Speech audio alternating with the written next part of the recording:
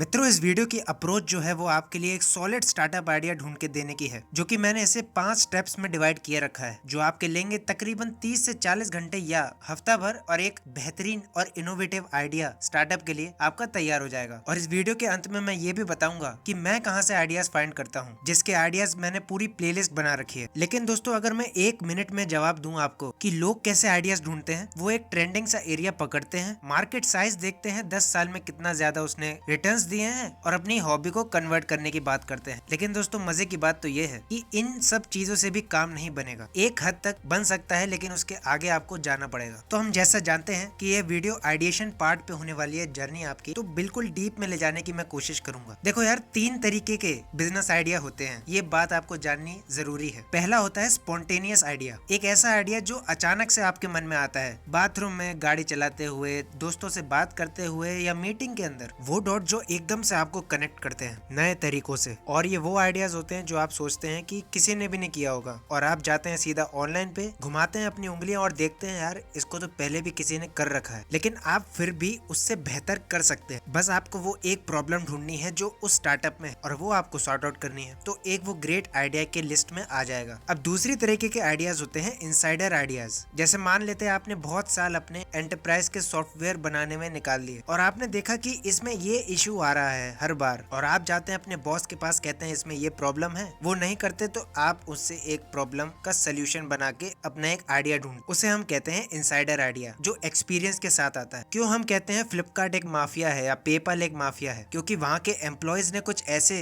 Startups का इजाद किया जो आज बहुत सारे लोग यूज कर रहे हैं। यहाँ तक कि जहाँ पर आप ये वीडियो देख रहे हैं, उस प्लेटफॉर्म का निर्माता भी एक पेपाल का एम्प्लॉय ही था। और यहाँ आपको आपके ट्रस्टेड को वर्कर्स भी मिल जाते हैं। तीसरे तरीके के आइडिया होते हैं डेलिबरेट आइडिया। यहाँ पर आप एक बिजनेस स्टार्ट करने के बारे में नहीं सोचते, यहाँ पर आप सोचते हैं और सिर्फ सोचते ही हैं एक नए बिजनेस स्टार्ट करने, एक एंटरप्रेन्योर बनने। आप अपनी जॉब छोड़ने को तैयार है, अपना साइड बिजनेस खोलने को तैयार हैं, बस आप चाहते हैं कि आप एक एंटरप्रेन्योर, एक बिजनेसमैन की कैटेगरी में आ जाएं। तो वहाँ आइडियाज काम करते हैं इमिटेड आइडियाज, जिसे आसान भाषा में हम कॉपी करना भी कहते हैं, और उसमें कुछ अलग सोच भी डाल देते हैं, जिससे वो एक नया आइडिया के रूप में लोगों के सामने आ सके, जिसे हम यूएसपी भी कहते हैं। क्योंकि ये सबसे मजेदार चीज भी होती है इस आइडिया के अंदर, और इसका एग्जीक्यूशन भी लोग कर चुके होते हैं पहले से, और आपको पता होता है कि ये क्यों फेल हुआ, क्यों होना चाहिए, क्या ये सक्सेसफुल होगा, कैसे ये सक्सेसफुल हुआ। तो हमें ये पता चलेगा कि कितने तरीके के आइडियाज होते हैं या आपके दिमाग में आ सकते हैं। अब स्टेप्स की तरफ बढ़ते हैं, लेकिन उससे पहले नए आए हो इस चैनल पे तो सब्सक्राइब कर देना और बेल आइकन दबा देना। स्टेप 1, और आपके पहले घंटे का शुरुआत हो जाएगी। यहाँ से आप डिसाइड कीजिए आपका प्राइमरी मोटिव क्या है, या आपका पर्सनल स्टार्टिंग गोल क्या है। अब इसमें बोर होने की कोई बात नहीं, चलिए इसको थोड़ा इंटरेस्टिंग बनाते हैं और एग्जाम्पल के साथ शुरुआत करते हैं। आपकी एक हॉबी है ब्रेसलेट पहनना, तो लोग वहाँ पर ब्रेसलेट को सेल करना समझ लेते हैं। किसी का पार्ट टाइम जॉब है लाइफ टाइम बिजनेस इंडस्ट्री के अंदर, तो उसे वो फुल टाइम करना चाहता है। आप बनाना चाहते हैं फुल टाइम स्टार्टअप, और 3 से 5 साल के अंदर ही वहाँ से निकल जाना चाहते हैं। या आप एक ऐसा स्टार्टअप खोलना चाहते हैं जो लार्ज कैश फ्लो उसका पॉजिटिव बिजनेस की तरह हो, यानी कि B2B या डिलीवरी बिजनेस की हम बात करते हैं। और पांचवा जो आपके साथ होगा, वो आप इंडस्ट्री वाइज होंगे, यानी कि मान लीजिए अगर आप एक स्क्रिप्ट राइटर हैं, तो आगे जाके आप एक राइटिंग की भूमिका में एक स्टार्टअप खोलना चाहते हैं, या जो भी आपका जॉनर है उसके अंदर, जिससे आपकी क्रेडिबिलिटी इंक्रीज होगी। तो अब आपको ये पता चलेगा कि आप किस जॉनर के अंदर हैं इन पांचों में से। अब आपको एक स्प्रेडशीट बनानी है, लिखना है अपने गोल, और लग जाना है काम पे, जो आपका लेगा तकरीबन 1 घंटे। बढ़ते हैं अपने दूसरे स्टेप की तरफ, प्रॉब्लम को फ्रेम करना, जो आपके लेंगे तकरीबन 2 घंटे। अगर आप सिर्फ उन आइडियाज के बारे में लिख रहे हैं जो शुरुआत आपको करनी पड़ेगी एकदम स्क्रैच से, तो यकीन मानिए आप अपने रिजल्ट्स के साथ ही धोखा कर देंगे। आपको वैसे आइडियाज लिखने हैं जो हैंडफुल आपके लिए, क्योंकि जो आइडियाज आपको लिखने हैं वो आपके हिसाब से होने चाहिए। जैसे मान लेते हैं आप एक गेमर हैं, तो आपका आइडिया भी गेम्स के इर्द गिर्द ही होना चाहिए। यहाँ पर एक प्रोसेस आपके लिए बहुत काम आती है, और जिसके वीडियोस आपको यूट्यूब पे हजारों मिल जाएंगे, वो है ब्रेनस्टॉर्मिंग। वैसे इसके ऊपर भी हमने एक वीडियो बनाई है, ऊपर आई बटन पे आपको मिल जाएगी। आपने एक स्प्रेडशीट बना ली स्टेप 1 पे। अब आपको 15 से 20 डिफरेंट कैटेगरीज चूज करनी है, जहाँ पर आपकी कस्टमर ऑडियंस के टाइप पहले कॉलम में लिखे होने चाहिए। आपको यहाँ पर जो डेमोग्राफिक का डिस्क्रिप्शन होता है वो बड़ा लोगों को यूजुअल लगता है, वो होना नहीं चाहिए। जैसे 18 साल के 35 साल के बीच में मैं उनके लिए बना रहा हूँ ये सब चीजें। इन सबको हटा के आप एक डिस्क्रिप्टिव फ्रेजेस में रिप्रेजेंट कर सकते हैं आपके ग्रुप ऑफ कस्टमर्स को, कि उनकी आखिर नीड क्या है। आपको फोकस यहाँ पर डेमोग्राफिक्स पे नहीं, लोगों की नीड पे करना है, जो कि आपके लिए आसान काम हो जाएगा, और आप एक अच्छा और बेहतर आइडिया सोच पाएंगे। अब उसी के साथ ही आपको दूसरी रो में जाना है अपनी स्प्रेडशीट, और वहाँ पर आपके बिजनेस की प्राइसिंग मॉडल को सेट करना होगा और उसके बारे में गहराई से सोचना। देखो यार, इसकी कोई सही गलत अप्रोच नहीं होती। लोग इसको बिजनेस मॉडल टर्म से बुलाते हैं, जो कि बिल्कुल सभ्य तरीका है। हर मॉडल एक जैसा नहीं होता और हर मॉडल एक दूसरे को ओवरलैप ही करता है। बस आपको ये याद रखना है कि आप ब्रेनस्टॉर्मिंग के प्रोसेस में हैं इस समय। आपको कंपेयर करने हैं अपने नए बिजनेस आइडियाज को, और आपको एक्सपर्ट नहीं बनना अपने बिजनेस मॉडल्स के अंदर। एग्जाम्पल के तौर पे subscriptions, product building, risk management, insurance, resale, peer to peer exchanges, outsourcing, advertising, new product development, discounted presale, rapid evaluation, sales channel innovation, lead generation, marketplace, brokerage, referrals, solutions, community. ये इतने सारे point है आपके लिए इस business model के अंदर सोचने के लिए। बढ़ते हैं स्टेप 3 की तरफ, आइडिया जनरेशन, जो आपके लेंगे तकरीबन 4 से 6 घंटे। तो आपने जो लिस्ट बनाई है कस्टमर ऑडियंस के टाइप की, प्राइसिंग मॉडल्स की, बिजनेस मॉडल्स की, तो वहां से आपको क्लियरली पता चल जाना है अब आपके ब्रेनस्टॉर्म आइडियाज। और हैरानी की बात बताऊं क्या होगी आपके साथ, आपको आइडियाज आ भी रहे होंगे और उसी के साथ साथ आप ये भी एनालाइज करते चलेंगे कि ये आइडिया काम करेगा कि नहीं। लेकिन एक एक बॉक्स जो आपने टिक किया है अपने प्राइसिंग मॉडल पे, अपने कस्टमर ऑडियंस, आपको एक एक चेक करना पड़ेगा बस। और सबसे आसान तरीका मैं बता देता हूँ, कॉलम बाय कॉलम आप जब चेक करेंगे तो आपको वहाँ पर एक बिजनेस मॉडल और प्राइसिंग मॉडल को उठाना है और जो भी एग्जिस्टिंग बिजनेस है उसके ऊपर 5 मिनट की एक रीडिंग पढ़ लेनी है, ताकि आप उस पेज के अंदर चले जाएं। वहाँ आप अपने पोटेंशियल कस्टमर और अपने ऑडियंस ग्रोथ को फिट करने की कोशिश करें कि भैया क्या होनी चाहिए उनकी प्रायोरिटीज, कहीं वो टाइम वेस्ट तो नहीं करेंगे यहाँ पर आके, उनका पैसा कहाँ लगेगा, ये सब किस पे डिपेंड होगा। यहाँ पर आपको सहारा लेना पड़ेगा बहुत सारे डिस्कशन फोरम्स का, जैसे कि कोरा। जानना पड़ेगा कि लोग क्या चाहते हैं और लोगों को किसकी ज्यादा अहमियत है। आपका पहला कॉलम बहुत टाइम लेगा, आपको वहाँ पर 15 से 20 कस्टमर के टाइप को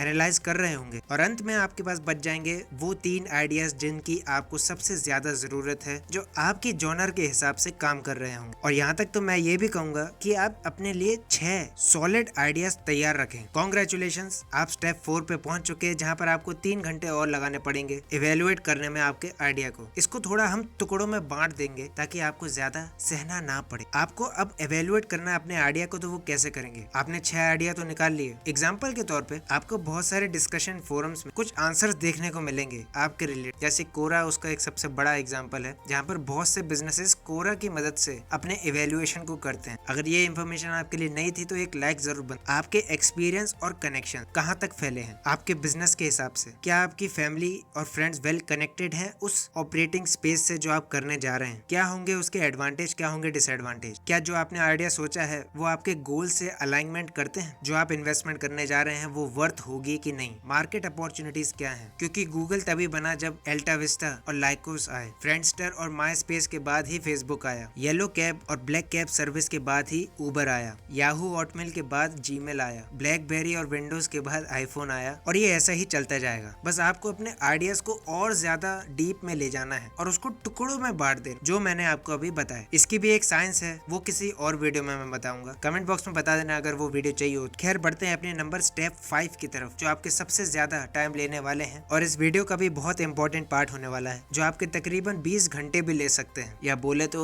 1 हफ्ता भी ले सकते हैं, लेकिन यार लॉन्ग रन में आपको ये हमेशा फायदा करेगा अगर आप सीरियस हैं तो। सबसे पहले कॉन्ग्रेचुलेशंस, आपने वो 3 सॉलिड आइडियाज भी ढूंढ लिए हैं जो आपको चाहिए आपकी जर्नी के लिए। और मैं ये नहीं कह रहा कि आप तीनों को मिक्स करके एक नया बना दो, बहुत से लोग ये भी गलती कर देते हैं। चलिए इस पार्ट को भी हम 3 भागों में डिवाइड कर देते हैं। वैसे इस प्रोसेस का नाम है डीप डाइव। इस प्रोसेस को करने के साथ ही आपको पता चलेगा कि आप एक नए फेज पे आइडिया के आ चुके हैं। आपके पास डॉक्यूमेंट, एक पूरा पेपर प्लान होगा आपके हाथों में, और अगर नहीं लिखा है तो लिख लेना। अब यहाँ पर आपके MVP की शुरुआत होगी। यहाँ पर आपको सर्वे करने पड़ सकते हैं, अपने फ्रेंड्स और फैमिली के पास जाना पड़ सकता है, तो चले जाना भाई। यहाँ पर आपको कम से कम 10,000 फुट व्यू आपके आइडिया के ऊपर होने चाहिए, यानी ओपिनियन होने चाहिए। उन ओपिनियंस का एक अच्छा खासा एक नोट बनाइए। उनसे पूछिए कि इसमें सबसे बड़ी प्रॉब्लम क्या आ सकती है, क्या ये इंडस्ट्री काम करने लायक ठीक है। और इतना ही नहीं, आपको उसके बाद जाना पड़ेगा आपके पोटेंशियल इन्वेस्टर्स के पास। वो लोग नहीं होंगे जो आपके बिजनेस में इन्वेस्ट करेंगे, बस वो आपको पर्सनल रिलेशनशिप के तौर पे कुछ ओपिनियन दे सकें, जैसे कि आपके टीचर्स, वो भी एक तरीके से इन्वेस्टर्स ही हैं। उसके लिए मैं आपको बोलूंगा कि एक लिंक्डइन प्रोफाइल, एक प्रोफेशनल लिंक्डइन प्रोफाइल जरूर बना, जहाँ पर VCs और एंजल इन्वेस्टर्स तैयार बैठे रहते हैं आपके लिए सुनने। ऑनलाइन फोरम्स हैं आपके लिए तैयार बैठे हुए हैं। और तीसरी बड़ी चीज, आपको एक्सटर्नल डिपेंडेंसी के बारे में भी सोचना हो। आपको डेटा चाहिए, चाहिए, क्या वो फ्री में मिल सकता है कि उसके लिए पे करना पड़ेगा? क्या आप किसी से करवाएंगे या खुद करेंगे? फिजिकल मटेरियल, मशीनरी इसके लिए चाहिए तो कितनी चाहिए? आपको कोई परमिट या लाइसेंस, गवर्नमेंट अप्रूवल की जरूरत है कि नहीं? आपको किसी स्पेशलिस्ट की जरूरत है या आपको रिक्रूट करना पड़ेगा किसी को? एक्सपेंसिव इक्विपमेंट है कि नहीं है? क्या आप शुरुआत में ही अपना कुछ अमाउंट रेस करना चाहेंगे या बूटस्ट्रैप करेंगे? ऐसे बहुत से सवाल मिल जाए। खुशियां मना लो, आप और करीब पहुंच चुके हैं अपने आइडिया जनरेशन की तरफ। इस पॉइंट के बाद आपके पास एक वेल आइडियाज होंगे, शर्त है आपका माइंड डाइवर्ट नहीं होना चाहिए बस। तो वहां आपने जो आइडिया सोच लिया है, जिस पे काम कर लिया है, उसका डोमेन फटाफट जितनी जल्दी हो सके बुक कर लो। डिजाइन बनाओ अपने लोगों का, बिजनेस कार्ड बना दो, एक रियल फिजिकल फॉर्म में ले आओ अपने बिजनेस को, यानी बिजनेस के आइडिया को। एक रियल कंपनी की तरह बिहेव करो। अगर वो कंपनी नहीं बनी अभी तक तो आपके पास अगर कोई टीम नहीं है तो अगर कोई भी ऑफिशियल्स है उसको यही बोलो कि हमारी तरफ से। वहां पर आपके लिए एक सेंस ऑफ फीलिंग आएगी कि हाँ हम एक बिजनेस ओन करके रखते हैं। वहां से एक ग्रोथ अपॉर्चुनिटी बनेंगी। प्रोटोटाइप्स बनाओ, और वो कैसे बना सकते हैं? फिग्मा जैसे टूल्स हैं, अडोबे XD है जहाँ पर आप प्रोटोटाइपिंग कर सकते हैं, वेब फ्लो है जहाँ पर आप प्रोटोटाइप बना सकते हैं अपने वेबसाइट। अगर आपका ऑनलाइन स्टार्टअप बनाना चाहते हैं, अपने कॉम्पिटिटर से भी बात करनी पड़ेगी आपको। और जैसा कि मैंने आपको बताया, बहुत तरीके के सर्वे आपको सर्कुलेट कर देने पड़े, जिसके लिए सर्वे टूल्स भी आते हैं बहुत सारे। अगर आपने एक बार डिसाइड कर लिया, अगर आपका एक प्रोडक्ट बेस्ड स्टार्टअप है, तो आप कैसे उसको ले जाना चाहेंगे आगे? B2C में, B2B में या D2C में, जो आपके लिए सबसे ज्यादा इंपॉर्टेंट होने लगा है आज के जमाने में। D2C